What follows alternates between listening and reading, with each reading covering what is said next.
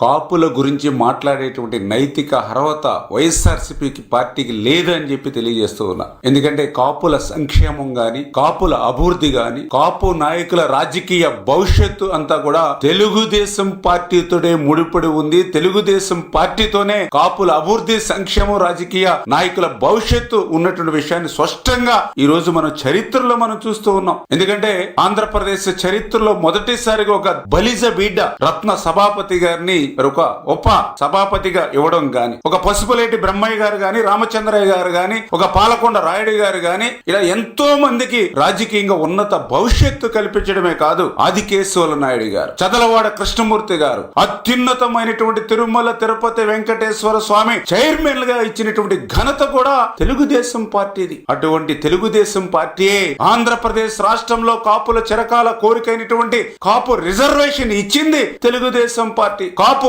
Corporation ఏర్పాటు చేసింది Telugu Desam party. ఆ రకంగా తెలుగుదేశం పార్టీ కాపుల అభ్యున్నతి కోసం పాటుపడితే, అందులో ముఖ్యంగా ఆ రిజర్వేషన్ విషయంలో మనందరం కూడా చూసాం. బ్రిటిష్ వారి కాలం నుంచి కూడా కాపులకి రిజర్వేషన్ ఉంటే ఆ రోజు వచ్చినటువంటి నీలం సంజీవ్ రెడ్డి గారు ఆ కాపు రిజర్వేషన్ రద్దు చేసినటువంటి పరిస్థితి. తరువాత దళిత బిడ్డ దామోదర సంజీవ్ గారు వచ్చి కాపులకి రిజర్వేషన్ ఇస్తే, తర్వాత మళ్ళీ కాసు బ్రహ్మానంద రెడ్డి గారు వచ్చి ఆ రిజర్వేషన్ రద్దు చేసినటువంటి పరిస్థితి. మళ్ళీ తర్వాత సుదీర్ఘ కాలం తర్వాత మరి ఆ రోజు చంద్రబాబు నాయుడు గారు కాపులకి రిజర్వేషన్ ఇస్తే మళ్ళీ ఆ రిజర్వేషన్ రద్దు చేసింది జగన్మోహన్ రెడ్డి. చరిత్రలో కాపులకి అన్యాయం చేసింది ఆ రోజు నీలం సంజీవ్ రెడ్డి, కాసు బ్రహ్మానంద రెడ్డి, ఈ రోజు జగన్మోహన్ రెడ్డి. కాపులకి ఆంధ్రప్రదేశ్ రాష్ట్రంలో రిజర్వేషన్ లో న్యాయం చేసింది ఆ రోజు దళిత బిడ్డ దామోదర సంజీవ్ గారు, ఈ రోజు చంద్రబాబు నాయుడు గారు. ఇంత క్లియర్ గా చరిత్రలో కాపుల అభివృద్ధి, సంక్షేమం, మరి రాజకీయ నాయకుల భవిష్యత్తు